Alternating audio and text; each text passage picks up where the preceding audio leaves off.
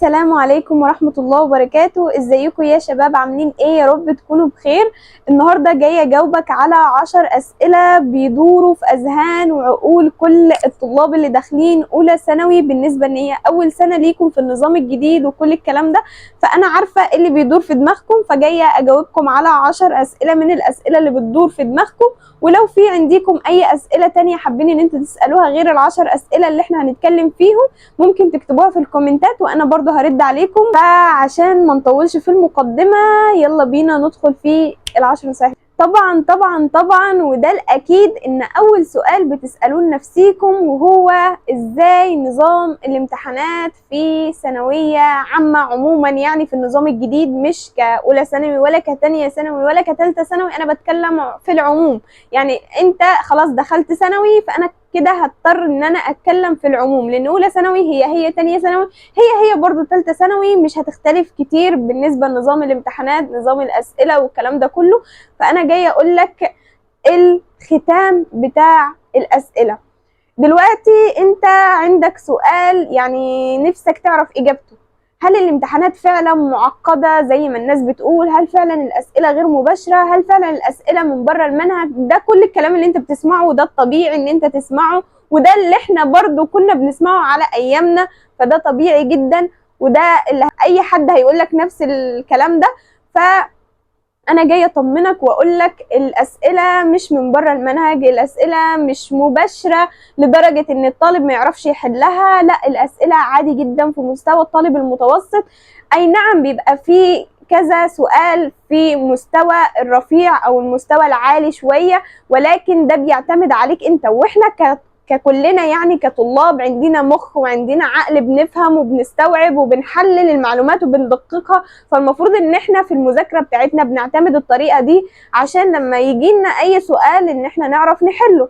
فمن الطبيعي جدا ان انا يعني في ناس بتقعد تقول لك لا، ده الاسئله مش من المنهج، ده الاسئله بره المنهج، ده الاسئله كذا، ده الاسئله كذا، وبيخوفوك وبيقلقوك خالص، يعني كأن الاسئله دي من عالم تاني او من الفضاء، ولكن هي الاسئله من المنهج، مفيش اي حاجه بره المنهج. اللي بيحط الامتحان بيحط الامتحان على المنهج بتاعك، ما بيجيبش حاجه من بره، ولكن هو صيغه السؤال هي اللي بتختلف. يعني انت ممكن مثلا بتحل طول السنة على أسئلة معينة، بتفضل انت تحل بنفس صيغ الأسئلة اللي انت بتحل بيها مثلا في كتاب معين، فتيجي في الامتحان تتفاجأ ان انت صيغة السؤال اللي هتقابلك صيغة جديدة انت أول مرة تشوفها. فدي مش مشكلة من عند الوزارة ولا مش مشكلة من عند الناس اللي هما بيحطوا الامتحان، لا، دي مشكلة التدريب بتاعك طول الترم أو طول السنة، ان انت لازم تتدرب على أشكال مختلفة للأسئلة، لازم ان انت تفكر خارج الصندوق زي ما بيقولوا، يعني فكر شوية بره الحاجات اللي انت بتاخدها. ما تخليش كل تفكيرك على الحاجات اللي انت بتاخدها وبس، مثلا اللي بيديها لك المدرس او بيديها لك او اللي بتلاقيها في الكتاب اللي هو الخارجي وكده. لا، حاول ان انت تدور هنا وتدور هنا وتبحث هنا وتبحث هنا على كل معلومة انت بتاخدها، وتدققها كويس وتحللها كويس، وتبدأ تفحص المعلومة دي كويس وتشوف المعلومة دي يعني مقصود منها ايه. ما تعديش اي معلومة كده وخلاص تعدي عليك. فالمضمون من الجزء ده ان انت تحاول ان انت تبص على أسئلة بكذا صيغة، بكذا إجابة، بكذا نموذج. فلو انت دلوقتي متدرب كتير وحالل كتير أسئلة مختلفة بأنواع مختلفة بأشكال مختلفة بصيغ مختلفة، بالتالي مش عايزاك تقلق خالص، وتأكد ان انت هتنجح في النظام الجديد لو انت فعلا بتعمل كده، ولو انت فعلا بتتدرب كتير على الأسئلة وبتبدأ ان انت تحل كتير وتفكر خارج الصندوق. حتى الأسئلة بتاعتك او صيغ الأسئلة تكون خارج الصندوق، ما تكونش زي اللي هي مكتوبة في الكتاب بالظبط. لا، اللي هيحط الامتحان مش هيحط امتحان مباشر زي ما انت فاكر، لان النظام الجديد بيعتمد على الفهم اكتر ما بيعتمد على الحفظ، ما بيعتمدش على ان انت تكون حافظ الحاجات زي ما مكتوبة في الكتاب بالظبط، لا، بيغير، بينوع، بيعمل صيغ من دماغه، بيجيب حاجات من بره، بيجيب حاجات من النت. فانت اعمل زيه، انت شوف الدماغ اللي بتحط لك الامتحان ماشية ازاي وانت امشي معاها، تمام؟ ولو مشيت معاها صدقني انت بص هتبقى من المتفوقين. مفيش حاجه هتبقى مستحيله، ومفيش حاجه هتبقى بالنسبه لك مشكله. ونعم في اسئله مش مباشره، بس احنا لو مذاكرين كويس هنقدر نجيبها.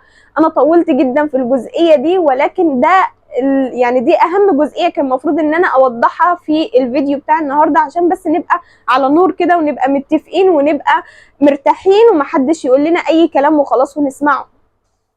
تاني سؤال انت محتار فيه دلوقتي، وهو علمي ولا ادبي؟ اكيد طبعا في ناس بتسأل السؤال ده، وانا يعني معرفش انتوا بتسألوه ليه. ما هو طبيعي جدا. يعني انا لو هجاوبك هقولك انت طموحك ايه، انت عايز تطلع ايه، هدفك ايه اللي يعني مش عارفه انتوا بتسالوه ليه. يعني المفروض ان دي حاجه معروفه وحاجه تبعك انت. يعني انت عايز علمي، اكيد عايز علمي عشان مثلا هتدخل الكليه الفلانيه. مثلا عايز ادبي، اكيد عايز ادبي عشان هتدخل الكليه الفلانيه. مفيش حاجه اسمها ادبي سهل فانا هدخل ادبي، تمام، او الادبي اسهل من العلمي فانا هدخل ادبي. ما تسمعش للناس اللي بيقولوا لك كده. دلوقتي في النظام الجديد مفيش حاجه اسمها الادبي اسهل من العلمي. والله والله والله لو قلت لكم الاتنين دلوقتي في مستوى بعض. يعني التاريخ والجغرافيا والمواد الادبيه بتيجي في صعوبه الفيزياء والكيمياء والكلام ده. فما تسمعش لاي حد بيقول لك لا ادخل ادبي عشان ادبي حفظ والكلام ده. لا لا لا لا، ما تدخلش ادبي. او لو انت فعلا عايز ادبي تكون انت عايز تبقى حاجه مثلا من ادبي، تمام، اللي هو عايز تدخل كليه معينه من ادبي. انت مثلا عايز تدخل كليه معينه من علمي فتدخل علمي. طب انا دلوقتي كليتي مثلا بيدخلوها، الكليه اللي انا عايزها بيدخلوها من علمي وبيدخلوها من ادبي، ادخل علمي ولا ادبي؟ في ناس بتسال السؤال ده. كليتي ينفع ان هي ادخلها من علمي، وينفع ان هي ادخلها من ادبي، ادخل ايه؟ هنا بقى اقدر اقول لك ان انت تدخل ادبي. طب ليه ادبي؟ عشان ادبي ممكن يكون اسهل شويه في المذاكره، مش في الاسئله ولا في الامتحانات اللي هتجيلك ولا الكلام ده، لا، اسهل شويه، يعني هيبقى خفيف شويه عليك في المذاكره. عشان كده هنا في الحته دي اقول لك ادخل ادبي. لكن غير كده انت المفروض تكون عارف انت عايز ايه. انت مثلا عايز تدخل كليه طب فهتدخل علمي، انت مثلا عايز تدخل كليه هندسه هتدخل برضو علمي عشان تدخل منها علم رياضه، انت مثلا عايز تدخل كليه اعلام فتدخل ادبي، انت مثلا عايز تدخل كليه سياسه واقتصاد هتدخل ادبي، وهكذا. ثالث سؤال انت برضو ممكن تكون محتار فيه دلوقتي، وهو اختار ايه لغه تانية. قدامي دلوقتي الماني، قدامي فرنساوي، قدامي اسباني وايطالي والكلام ده، تمام، اختار ايه؟ عايزه اقول لك برضو ده بيعتمد عليك انت، مش بيعتمد عليا انا. يعني انا مش هاجي اقول لك مثلا ادخل الماني عشان الماني اسهل من فرنساوي، ادخل فرنساوي عشان فرنساوي اسهل من الماني، ادخل ايطالي عشان ايطالي لغه جديده فتتعلمها والكلام ده. لا لا لا، ما تسمعش الكلام حد في الحاجات دي. الحاجات دي تخصك انت. طب انا ممكن افيدك بايه فيها؟ ممكن اقول لك مثلا كلغه، فشوف لغه انت حاببها. انا عارفه ان انت ما درستش لغات، يعني لو انت كنت في مدرسه حكوميه فانت اكيد ما درستش لغات غير انجليش، ودلوقتي محتار مش عارف تختار الماني ولا اسباني ولا فرنساوي ولا ايطالي. اختار لغه يعني من وجهه نظرك انت. اختار لغة من وجهة نظرك انت. ما تسمعش لحد يقولك ده سهل وده صعب، لا، هم كلهم في مستوى بعض. كل اللغات محتاجة منك مذاكرة، كلها محتاجة منك حفظ، كلها محتاجة منك فهم، كله زي بعض، مفيش حاجة مختلفة عن حاجة. فبالنسبة للمادة اللي هو تختار ايه لغة تانية، فاختار على حسب ما انت عايز. لو انت مثلا كنت في لغات وكنت بتدرس مادة معينة وحاببها فاختارها. بالنسبه لالماني ولا فرنساوي، هو انا كنت الماني، تمام، وبسمع برضو ان الفرنساوي حلو مش صعب، تمام. بسمع كمان ان الفرنساوي اسهل من الالماني، بس الله اعلم، برضو انا ما درستش الفرنساوي كويس. انا درسته تقريبا ترم واحد في اولى اعدادي، ده اللي انا فاكراه. فانا مش عارفه بالظبط هو الفرنساوي هل هو فعلا سهل ولا ده كلام وخلاص عشان هم مثلا بيدرسوا فرنساوي فبيقولوا الفرنساوي سهل. بس بالنسبه لي انا والله والله والله والله ما كان في اسهل من الالماني عندي. يعني اكتر ماده كانت سهله عندي في المواد هي الالماني. بجد كنت برتاح جدا في المذاكره بتاعتها، خصوصا المدرس بتاعي كان مسهلها لي. يعني الهير بتاعي كان مخليها لي ماده سلسه كده وحلوه كلغه ومرنه، ما كانش مصعبها عليا خالص. فالموضوع كان هنا حتى يعني انا كنت جايبه اكتر ماده تقريبا جبت فيها في ثانويه عامه درجات هي ماده الالماني، انا جبت فيها 35 من 40. وكان على ايامي الامتحان كان كل الطلاب طالعين بيبكوا، معرفش ليه، انا كنت طالعه منيها الماده دي فرحانه جدا وكنت مبسوطه يعني ان انا حليت كويس فيها وجبت 35 يعني الحمد لله. بس فده بالنسبه للالماني. ولا فرنساوي ولا اللغه التانية ايه حكايتها معاكم؟ اختاروا اللي انتوا حاسينه واللي انتوا شايفينه كويس بالنسبه لكم مش بالنسبه للمجتمع. تمام. السؤال الرابع اللي انتوا بتسالوا نفسكم بيه وهو دلوقتي النظام اتغير، المناهج، النظام بتاع الامتحانات والاسئله وكده اتغير، هل انا كده مذاكرتي تتغير؟ هقول لك حاجه، لو انت بتذاكر بالطريقه بتاعت تالتة اعدادي واللي هو ان انت تحفظ وخلاص من غير ما تفهم، فدي طريقه غلط غلط غلط نهائيا. حاول ان انت تفهم وتحفظ مع بعض، عشان نظام زي ما قلنا عايز فهم وحفظ، عايز الاتنين مع بعض، الاتنين بيكملوا بعض. تمام. والتحليل والتطبيق والحاجات والتدريب على الاسئله، فالنظام محتاج منك فهم وحفظ مع بعض، وان انت تتدرب على الاسئله كتير جدا جدا جدا على قد ما تقدر. حل اسئله بما فيه الكفايه، تقريبا 80% من درجتك هيكون معتمد على حلك في الاسئله، على حلك الكتير للاسئله. كل ما هتحل اكتر كل ما تاخد خبره اكتر، كل ما هتاخد افكار اكتر، كل ما هتكتشف صيغ جديده في الاسئله. الحل اهم كتير جدا من الشرح والفهم والكلام ده كله، واهم من المذاكره طبعا. فحل كتير على قد ما تقدر. السؤال رقم 5 بقى اللي هو بيدور في اذهان كل الطلبه، وهو اروح دروس سناتر ولا لا، ولا اخد اونلاين، ولا اسمع حد على اليوتيوب؟ تعالى اقول لك كده، انت كل اللي هتعمله انا عايزاك توفر وقت، مش عايزاك تعمل حاجه غير ان انت توفر وقت في ثانويه عامه. انا هعتبر ان انت دلوقتي في ثالثه ثانوي، تمام؟ احنا عايزين نتأسس من اولى ثانوي كويس جدا جدا جدا عشان نطلع تانية ثانوي وتالتة ثانوي متأسسين. فانت معاك اولى ثانوي وبرضه معاك تانية ثانوي، الاتنين دول السنتين دول هتتأسس فيهم، فلازم تتأسس كويس جدا جدا جدا. طب هل معنى ان انا اتأسس يبقى انا كده اروح دروس كتير والكلام ده؟ لا طبعا، انا ما بقولكش روح دروس كتير. كل اللي عايزاك تفهمه ان انت مثلا تاخد دروس سناتر في المواد المهمة جدا جدا جدا، اللي انت شايف ان انت مش هتقدر تذاكرها في البيت لوحدك، اللي انت شايف ان انت مش هتقدر تعتمد على نفسك فيها. لكن اي مادة شايفها سهلة، شايفها ان انت هتقدر تذاكرها مع نفسك وهتسمع لها فيديوهات على اليوتيوب والمدرسين كتير بما فيه الكفاية، وكمان احسن من المدرسين اللي على ارض الواقع، تمام؟ هتسمع لهم وهتتابع معاهم اول باول. او لو انت عندك امكانيه ان انت تاخد الدروس اونلاين وبتفهم من الاونلاين وعايز توفر وقت، فخد الدروس اونلاين. يعني ده برضو بيعتمد عليك انت.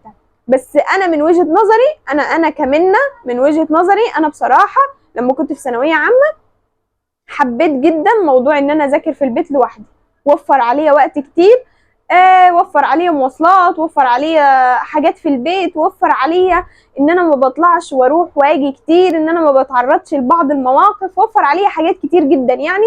وده الافضل والاحسن، خصوصا احنا كبنات، فده افضل واحسن لينا. انا ما بقولكيش ما تروحيش دروس، روحي، بس روحي للمواد المهمه. يعني روحي مثلا للغه الالمانيه عشان هي اول سنه ليكي، فلازم تاخدي فيها درس، لازم تتاسسي فيها كويس، حد يكون مدرس كويس، هير كويس، يشرح لك، يوريك الحروف، النطق، الكلام ده. فانت لازم لازم لازم الماده دي تاخدي فيها درس، تمام؟ اللي هي اللغه الثانيه. مثلا اللغه الانجليزيه لازم درس، والرياضيات. دول الثلاث مواد اللي تقدري تاخدي فيهم درس خصوصي اللي هو في سنتر.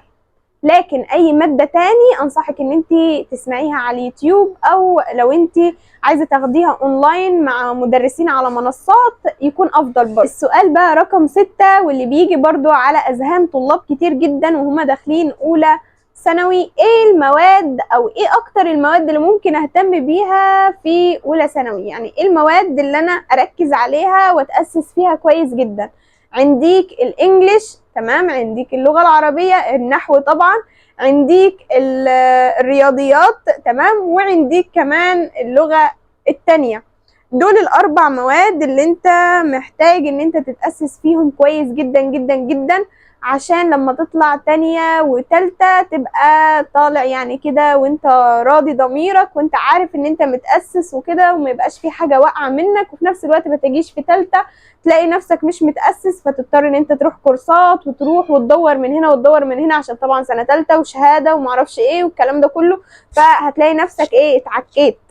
فلا، حاول ان انت من دلوقتي تتأسس في المواد دي اللي انا بقولك عليهم، اللي هم اللغات الاربعة: لغة عربية، لغة انجليزية، رياضيات، واللغة التانية. طب السؤال اللي بعد كده اللي هو السؤال رقم 7، برضو من الاسئلة المهمة جدا جدا: اذاكر ازاي في النظام الجديد؟ اذاكر ازاي في النظام الجديد؟ اكيد طبعا كلكم بتسألوا السؤال ده. تعالى اقولك كده بكل بساطة تذاكر ازاي. انا عايزاك في المذاكره بتاعتك تعتمد على ان انت تقسم المذاكره بتاعتك، يعني ما تذاكرش المذاكره كلها كدفعه واحده، يعني ما تذاكرهاش كلها مره واحده، يعني انت لو عندك درس ما تذاكرهوش كله مره واحده، لا، قسمه لاجزاء. السؤال اللي بعد كده اللي هو السؤال رقم 8 تقريبا، انت اكيد اكيد اكيد بتسأل السؤال ده كتير: انا دلوقتي اذاكر عدد ساعات معينة ولا ايه بالظبط؟ يعني اذاكر كام ساعة في اليوم؟ تعال اقولك على حاجة بسيطة جدا: انت بتذاكر على قد اللي انت واخده، تمام؟ يعني انت مثلا واخد درس النهاردة، المفروض ان انت تذاكره، ذاكرت الدرس ده في ساعتين، خلاص كان به، يبقى اليوم كله معاك براح فاضي. ذاكرت الدرس ده في 3 ساعات، في 4 ساعات، بس المهم يعني اللي هو ذاكرته، تمام؟ مش مذاكرة كده، ذاكرته. فطالما خلصت اللي عليك، تمام، خلاص انت اعمل كل حاجة انت عايزها في باقي اليوم، مش مهم عدد الساعات، المهم ان انت بتنجز وتخلص اللي عليك مهما كانت الحاجة دي ايه. انت هتذاكر مثلا ساعتين او 3، على فكرة في ناس بتذاكر بالست والسبع والثمان ساعات والعشر ساعات، وحرفيا ما بيطلعوش باستفادة قد الشخص اللي بيذاكر 3 4 ساعات. فليه اتعب نفسي وانا يعني مش عارفه اقول لكم ايه، بس ليه اتعب نفسي واذاكر 10 ساعات وانا ممكن ال10 ساعات دول ما استفيدش منيهم كويس، او ممكن اللي هو المذاكره بتاعتي ما تكونش فيها بطريقه صح، فبالتالي ما اطلعش منيهم باستفاده كبيره. في ناس برضو كتير جدا بتذاكر 10 ساعات وبتقول: طب انا ليه ما بخلصش كل اللي عليا؟ او انا ليه مثلا بطيئه في المذاكره؟ او انا ليه مثلا بذاكر 10 ساعات ولكن في الاخر ما بجيبش مجموع، ما بحصلش مجموع؟ تمام، يعني انا مثلا كل يوم بذاكر 10 ساعات فما بحصلش مجموع، في الاخر مثلا جيت في ثانويه عامه جبت مجموع مش كويس. ليه؟ ما هو طريقه المذاكره غلط، طريقه المذاكره غلط. فزي ما قلت لك، انت قسم المذاكره بتاعتك ويبقى في فترات راحه ما بين كل فتره والتانيه، عشان عقلك يستريح، عشان عقلك يستوعب المعلومات بقدر كافي، ما تدخلوش معلومات وخلاص كده والمعلومات دي تضيع في عقلك، يعني العقل ما يخزنهاش. لا، انت لازم تستريح وتاخد بريك ما بين كل فترة والتانية، عشان عقلك يبدأ ان هو يسترجع المعلومات، يبدأ ان هو يجمع المعلومات، يبدأ ان هو يحط كل معلومة في مكانها الصح. يعني حاول ان انت تحافظ على التوازن بتاعك طول السنة، سواء بقى اولى ثانوي وثانيه ثانوي وثالثه ثانوي، حافظ على التوازن بتاعك. السؤال الاخير بقى اللي هو سؤال رقم 9، تمام؟ هم 10، انا عارفه ان هم 10، ولكن في سؤال 9 وبعد كده في نصيحه مش سؤال. السؤال رقم 9: انت دلوقتي طبعا اكيد بتسأل نفسك: انا اعمل جدول مذاكره ولا لا؟ او انا عايزه اعمل جدول مذاكره بس مش عارفه اعمل جدول مذاكره. عايزه اقول لك اني شغل الجداول، تمام، ما بينفعش خالص خالص خالص، والله بجد ما بينفعش. الشغل بتاع الجدول ده ما بينفعش، وانا ما بحبهوش شخصيا. انا بحب التاسكات اليوميه، المهام اليوميه، ما بحبش الجداول. فانا عايزاك تعمل كده بالظبط. شغل ان انت تعمل جدول اسبوعي، جدول يومي، جدول يومين 3 مثلا، لا، ما بينفعش. بتلاقي نفسك في ظروف كده ضربت في النص وما بتعرفش تكمل الجدول، ما بتعرفش تنتظم عليه. في نفس الوقت ممكن يحصل معاك اي حاجة تمنعك ان انت تعمل الحاجة اللي انت مخطط لها في الجدول ده.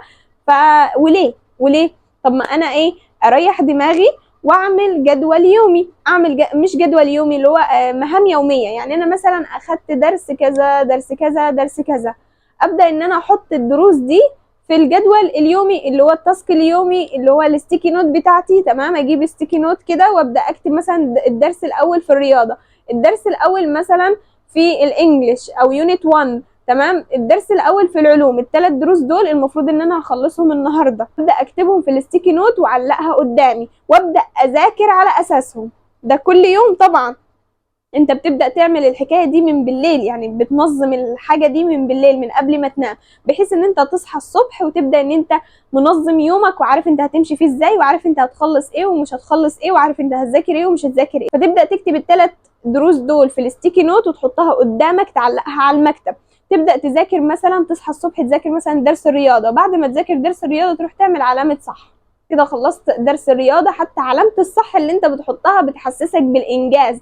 بعد كده ذاكرت درس العلوم تعمل علامة صح، وهكذا على بقية الدروس لغاية ما تخلص كل اللي عليك. خلاص كده انت خلصت اللي عليك، فانت الحمد لله بركة، تمام، خلاص خلصت اللي عليك. فلما توصل لدرجة ان انت خلاص وصلت لدرجة ان انت نايم وانت مرتاح بالليل، نايم وانت مخلص كل اللي عليك، اتأكد كده ان مفيش حاجة ناقصاك. يعني لو انت بتوصل لدرجة ان انت بتنام وانت مطمن ومش شايل هم ان في عليك دروس ما خلصتهاش، اطمن انت مرتاح وفي السليم وماشي صح. اخر حاجة بقى حابة انبه عليها وهي صلاتك، طاعتك ثم طاعتك ثم طاعتك.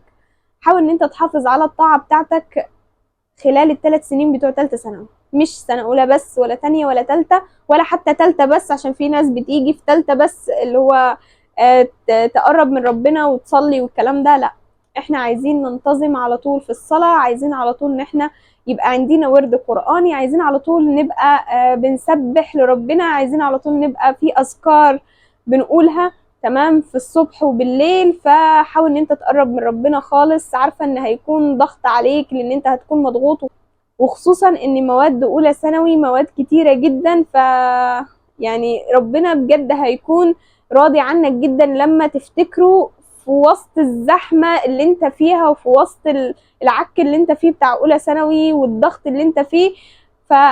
هيكون فرحان جدا وانت بتفتكره كده، وان انت بتصلي له كل الفروض، وان انت بتقرا له ورد من القرآن، وان انت بتسبح له والكلام ده كله. فحاول ان انت ترضي ربنا عشان هو يرضيك وعشان يوفقك وعشان يعمل لك كل اللي نفسك فيه.